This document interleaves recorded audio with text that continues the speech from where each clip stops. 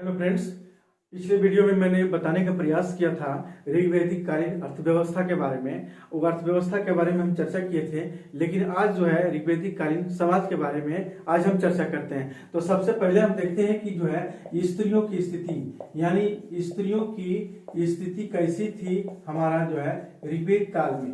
ऋग्वेद काल में स्त्रियों की स्थिति जो है पूरे भारतीय इतिहास में, अगर हम इतिहास के पन्नों को पलट करके देखा जाए तो ये इतिहास में जो है स्त्रियों का कैसा था, यानी स्वर्णिम था। यानी सबसे पहले जो है ऋग्वेद काल क्या था, यानी स्वर्णिम था, स्वर्णिम काल था ये हमारा ऋग्वेद काल में महिलाओं के लिए सबसे।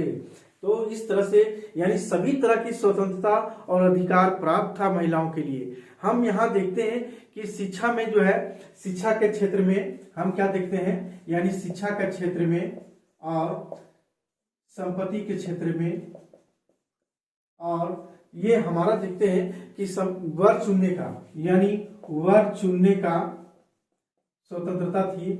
और भी हम देखते हैं इसका ये क्या था कि विधवा विवाह कर सकती थी। क्या थे?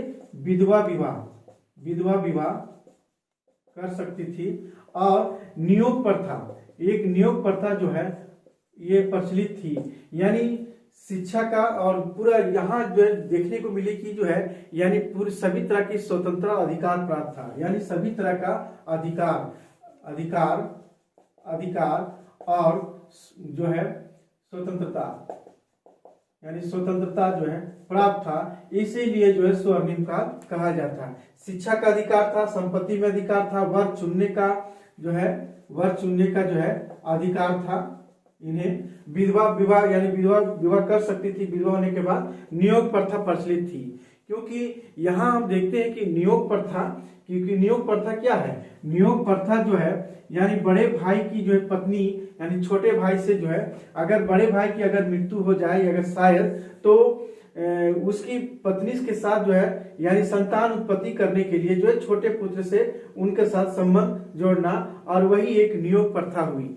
तो ये नियोग प्रथा कहा जाता था। इस समय यह था। इसमें और क्या था कि ये समय युद्ध में और कृषि में क्या होते हैं, युद्ध एवं कृषि में सम्मिलित विवाह करती थी महिलाएं। युद्ध एवं कृषि में सम्मिलित भी होते थे महिलाएं। क्या होते थे? सम्मिलित भी होते थे, यानी होते थे ये युद्ध में और कृषि में, दोनों में। इसमें हम देखते हैं विधत और सभा में भी भाग लेने का अधिकार था। यानी विधत और सभा में भाग लेने का अधिकार था, भाग लेने का अधिकार था इसमें था इन लोगों के लिए। और ये हम देखते हैं कि इस समय जो है आजीवन अविवाहित भी रह सकती थी। इनकी अपनी इच्छाएं होती थी तो अविवाहित रह सकती थी। अविवाहित कन्याओं को क्या कहा जाता था, यानी अविवाहित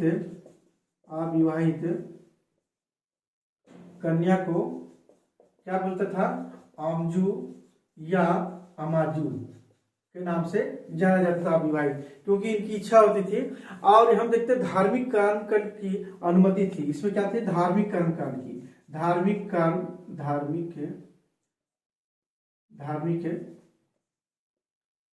कर्मकांड, यानी धार्मिक कर्मकांड की जो है क्या है, इसमें अनुमति थी। इस समय धार्मिक कर्मकांड की अनुमति थी। यहाँ एक था कि कोई भी यज्ञ में पत्नी को बहुत शरीक माना जाता था। कोई भी शुभ कार्य करना हो तो पत्नी को, उनकी जो है पत्नी को आवश्यक होती थी। यानी कहने का तात्पर्य ये हुआ कि इस समय यज्ञ में, है ना, ये यज्ञ में पत्नी का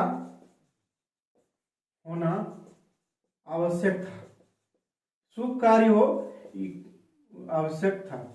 तो इस तरह से शुभ कार्य हो या किसी भी यज्ञ संबंधी जितने भी है, उसमें पत्नी का होना बहुत आवश्यक होती थी। यहाँ हम देखते हैं कि बहुपतित्व प्रथा थी। बहुपतित्व प्रथा मतलब बहुत सारे हैं, लेकिन यहाँ हमारे ऋग्वेद काल में नहीं बल्कि देव समाज में ऐसा उल्लेख है कि सूर्य का विवाह जो है अश्विनी भाइयों के साथ जो है हुआ था। तो इस तरह से हम देखते हैं। यहाँ हम और देखते हैं कि ऋग्वेद में पुत्र प्राप्ति के लिए जो है मंत्र उच्चारण किया जाता था, लेकिन पुत्री के लिए नहीं किया जाता था। यानी ऋग्वेद में क्या है, यानी पुत्र प्राप्त करने के लिए, पुत्र प्राप्ति के लिए मंत्र उच्चारण किया जाता था, मंत्र उच्चारण किया जाता था। यानी इस समय जो है मंत्र उच्चारण की जाती थी, यानी मंत्र पढ़े जाते होंगे, उच्चारण या तो पढ़े जाते थे, मंत्र पढ़े जाते थे, लेकिन पुत्री प्राप्ति के लिए नहीं, लेकिन पुत्री प्राप्ति के लिए नहीं की जाती थी।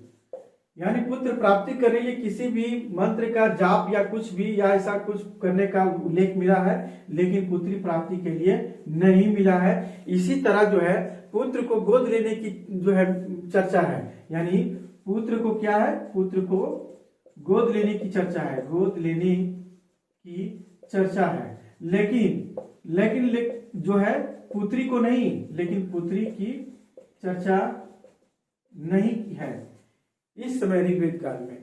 तो इस तरह से हम देखें कि स्त्रियों, इसके बाद हम देखते हैं विवाह के बारे में। विवाह क्या है, एक हमारा भी विवाह क्या है, एक संस्कार है जो विवाह सूक्त में भी जो है, हम पिछले वीडियो में बताने का प्रयास किया था, विवाह सूक्त में भी जो है विवाह का जो है जानकारी मिलती है। यानी विवाह क्या है, विवाह की पद्धति की जानकारी मिलता था। यानी हम देखते हैं विवाह क्या है, विवाह भी जो है हम देखते हैं एक संस्कार है हमारा, ये हमारा वैदिक काल की। तो ये संस्कार हिंदुओं की सबसे जो है विवाह संस्कार, लेकिन हम यहाँ देखते हैं विवाह की पद्धति की जानकारी थी। ये विवाह जो है हम देखते हैं कि सप्तपदी, ये पन्नी ग्रहण और एक प्रीति भोज, यानी प्रीति भोज, ये तीन जो है प्रमुख रूप से था जो प्रचलन था। यानी विवाह की सभी पद्धतियों की जानकारी हमारा ऋग्वेद से मिलती है। इस समय विवाह के अवसर पर क्या था, यानी विवाह के अवसर पर मांस भक्षण कराया जाता था, मांस का भक्षण जो है कराया जाता था ये समय। लेकिन शिक्षित जो वर वधू हुआ करते थे वो बहुत ही सम्मानित हुआ करते थे, यानी वो सर्वोत्तम भी माना जाता था। यानी जो भी वर वधू हो, यानी वर वधू शिक्षित हो तो वह क्या था, सर्वोत्तम माना जाता था, है ना, सर्वोत्तम और सम्मानित भी माना जाता था। लड़कियों की उम्र कैसी थी उस समय, यानी लड़कियों की उम्र जो है, यानी लड़कियों की उम्र शादी का समय जो है क्या थी, 16-17, कितना थी, 16-17 वर्ष की उम्र में शादी हुआ करती थी। स्वयंवर भी विवाह भी था इस समय। और स्वयंवर विवाह में कौन कौन था, यानी स्वयंवर विवाह,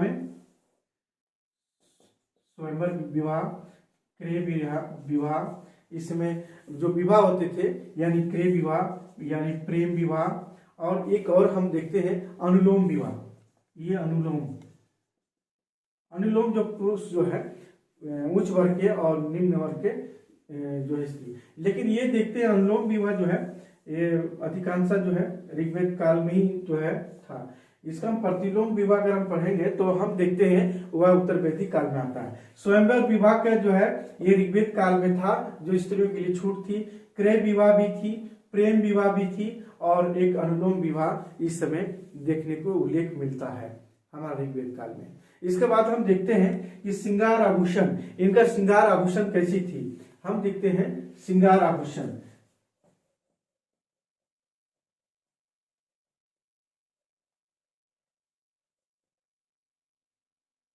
श्रृंगार आभूषण या श्रृंगार जो है प्रसाधन, जिसको हम बोल सकते हैं श्रृंगार प्रसाधन, क्योंकि ये जो है स्त्री पुरुष दोनों जो है छोटे लंबे जो है बाल भी रखते थे, यानी स्त्री पुरुष दोनों करते थे। स्त्री और पुरुष दोनों जो है बाल लंबे छोटे रखते थे ये बाल। तो हम देखते हैं इसमें श्रृंगार प्रसाधन में क्या था कि श्रृंगार प्रसाधन में यह ऋग्वैदिक काल में देखते हैं 4 लड़ियों वाली बाल रखने वाली महिला का वर्णन है। ये 4 लड़ियों वाली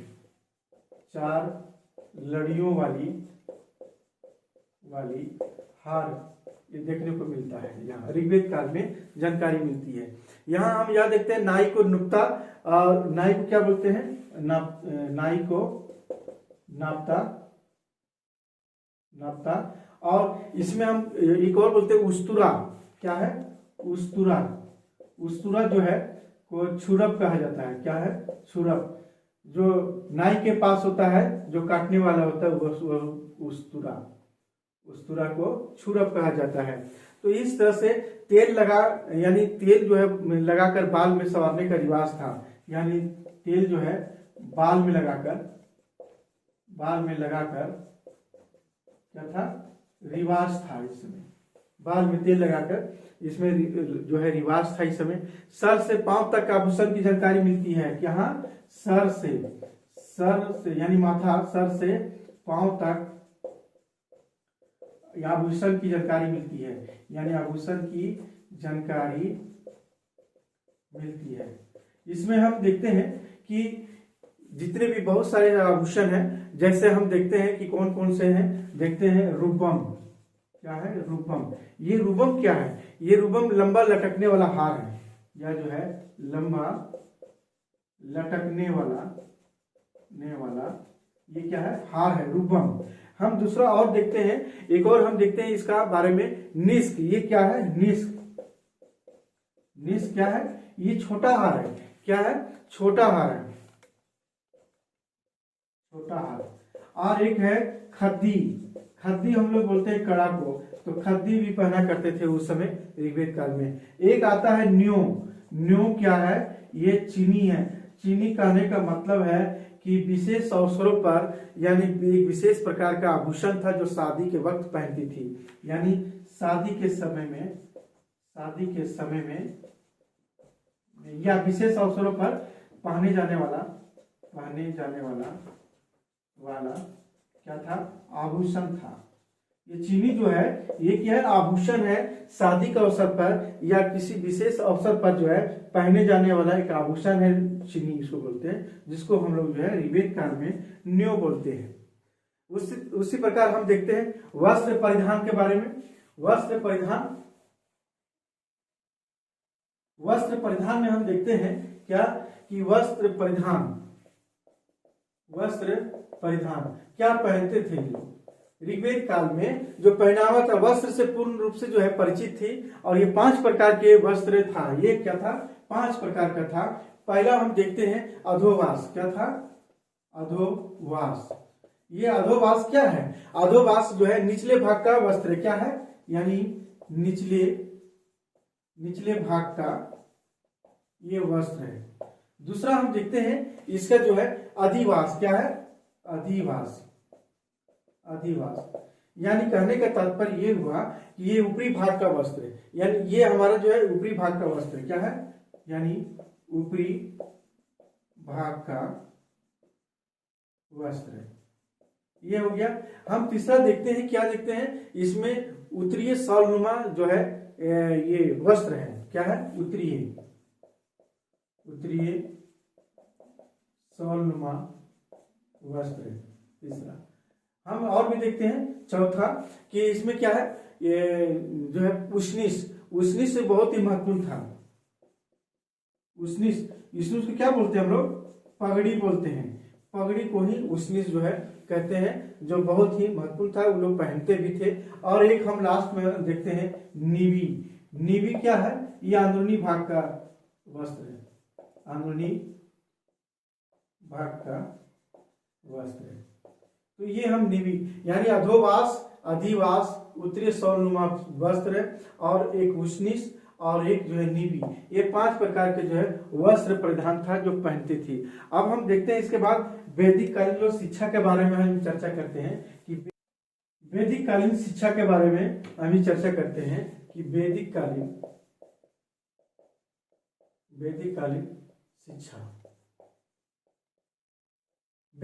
शिक्षा क्या था? आज क्या थे? निरक्षर थे, लेखन कला से अज्ञात था। ही समय स्त्री पुरुष दोनों ही शिक्षा प्राप्त कर सकते थे, क्योंकि बहुत सारे से विदुषी महिलाएं हुए ऋग्वेद काल में जो मंत्रों की रचना ऐसा सारी चीजें किए हैं, क्योंकि स्त्री पुरुष दोनों शिक्षा प्राप्त कर सकते थे और किए भी थे। शिक्षा का स्वरूप कैसा था? यानी हम देखते हैं कि सबसे पहले शिक्षा का स्वरूप कैसा था, यानी शिक्षा का स्वरूप कैसा था? या मौखिक था। क्या था? मौखिक था। दूसरा हम देखते हैं ये क्या थे? यानी शिक्षा का स्वरूप के साथ साथ हम देखते हैं लेखन कला से अज्ञात था। क्या है? लेखन कला से अज्ञात था। और इसमें क्या थे, ये आर्य क्या थे, निरक्षर थे। क्या थे, आर्य निरक्षर थे, निरक्षर थे, आर्य निरक्षर थे। इसमें गुरु और शिष्यों की तुलना भी किया गया है कि गुरु और शिष्यों की तुलना, इसमें क्या किया गया है, गुरु और शिष्यों की तुलना किससे किया गया है। क्वेश्चन पूछता है, सब परीक्षाओं में पूछे जाते हैं, इसे पूछे गए बहुत सारे परीक्षाओं में कि गुरु और शिष्यों की तुलना किससे किया गया है, या बारिशों में टरटराते हुए मेढकों से किया गया है। यानी बारिशों में यानी जब बारिश होती है, बारिशों में टरटराते हुए मेढकों से तुलना किया गया है। क्योंकि जो है गुरु और शिष्य क्या करते हैं, ऋग्वेद काल में गुरु बैठ करके शिष्यों को जो है ये शिक्षा देते हैं और वह मंत्रों का जाप कराते हैं। इसीलिए जो है बारिशों में जो है यानी टरटराते हुए मेढकों की तुलना, यानी मेढकों से तुलना किया गया है। तो शिक्षा की पद्धति कैसी थी, शिक्षा की पद्धति हमारा कैसी थी, यानी शिक्षा की पद्धति रटन पद्धति थी। यानी शिक्षा की पद्धति कैसी थी, यह रटन पद्धति पर आधारित था हमारा। ये थी शिक्षा का विषय क्या था, यानी शिक्षा का विषय क्या था, शिक्षा का जो है विषय क्या था, यानी शिक्षा का विषय यानी धार्मिक था। शिक्षा का विषय धार्मिक था, जिसमें ऋग्वेद, गैर धार्मिक चीजें, जिसमें ऋग्वेद, गैर धार्मिक, शिल्प, यानी सभी चीज की शिक्षा दी जाती थी। यानी शिल्प कला और इसका युद्ध कला, ये सब विषय था। इस विषयों का जो है ये सब जो है होती थी, इसकी युद्ध का अध्ययन करना, युद्ध कला का अध्ययन करना, सबका अध्ययन करना, ये सब की जाती थी। यहाँ हम देखते हैं आचार्य कैसी थी, आचार्य सबसे सम्मानित हुआ करते थे, सम्मानित गुरु होते थे। क्या थे आचार्य कैसे थे, सबसे सम्मानित गुरु होते थे, सम्मानित गुरु थे।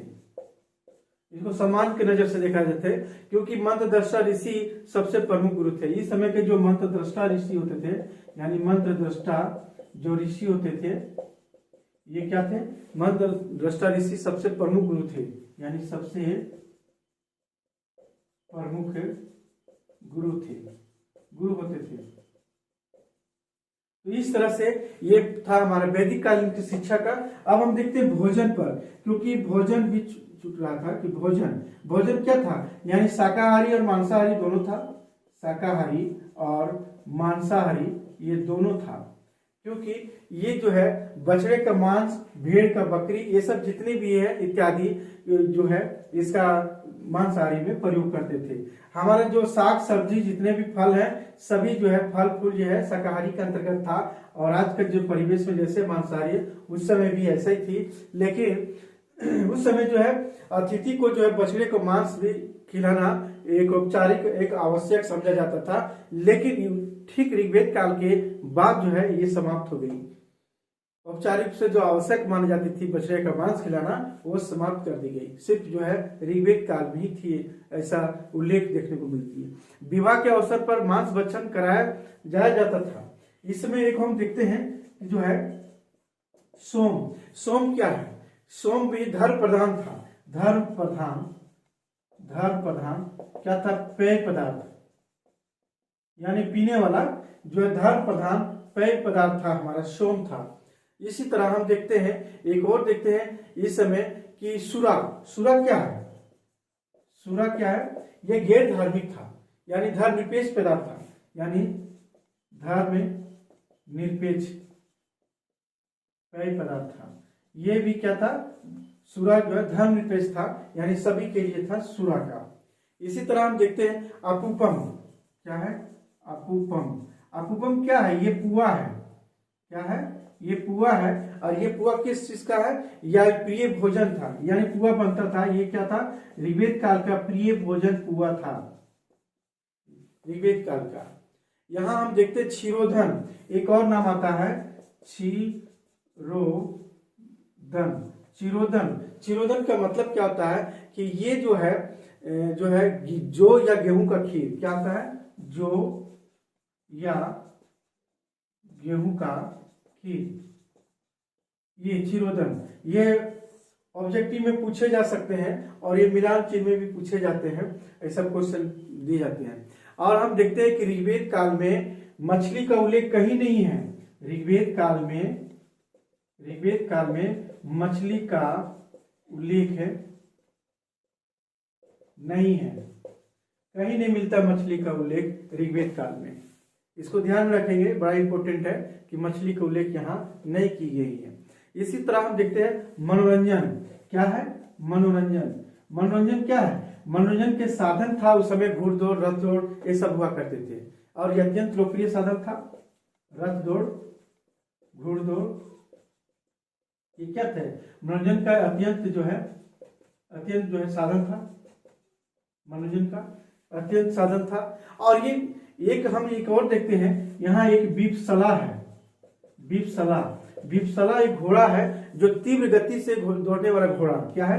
तीव्र गति से, यानी बहुत तीव्र गति से दौड़ने वाला घोड़ा। हम उस समय बताए थे ददरिका जो घोड़ा था, दिव्य घोड़ा था, लेकिन यहाँ विपसला घोड़ा है जो तीव्र गति से दौड़ने वाला एक घोड़ा था। और अच्छा मतलब जितना भी है खेल कूद, ये सब सारा जो है, ये सब सारा लोकप्रिय था। नृत्य संगीत का भी प्रचलन था। क्या था? यानी नृत्य संगीत का प्रचलन था। और पासा का खेल भी था, जो बताए थे कि पासा का खेल ये सब खेला करते थे। वाद्य यंत्र भी था, झांझ मंजीरा। क्या था? झांझ मंजीरा, मृदंग, ये सब भी हुआ करते थे नृत्य संगीत में। बीना, ढोल, ये सब भी थे। क्या थे? बीना, ढोल, ये सब भी हुआ करते थे। 100 तारों से बजने वाली यंत्र की भी जानकारी मिलती है। 7 सुरों का ज्ञान था इसी में भी। तो हम देखते हैं कि 7 सुरों का जो है ज्ञान इसमें वैसी नहीं थी, क्योंकि हमारा 7 सुरों का सामवेद में से प्रथम बार हमको मिलती है। सामवेद से ही जो है 7 सुरों का होती है। लेकिन कहा जाता है कि ऋग्वेद काल में कुछ ऐसी जो है बीना या ढोल, मंजीरा, ये सब का जो है साक्ष्य यानी उल्लेख हुआ है, यानी कुछ ऐसी थी इस समय जो 7 सुरों का ज्ञान था। तो लेकिन पूरी व्यवस्थित रूप से नहीं हुई होगी। तो इस तरह से हम देखते हैं कि यह जो मनोरंजन के साधन, ये सब सारी चीज थी। तो आज की क्लास यही समाप्त करते हैं। अगले क्लास में हम फिर जो है वैदिक कालीन यानी ऋग्वेद काल के जो है धार्मिक के बारे में हम चर्चा करेंगे। आज की क्लास यही समाप्त करते हैं।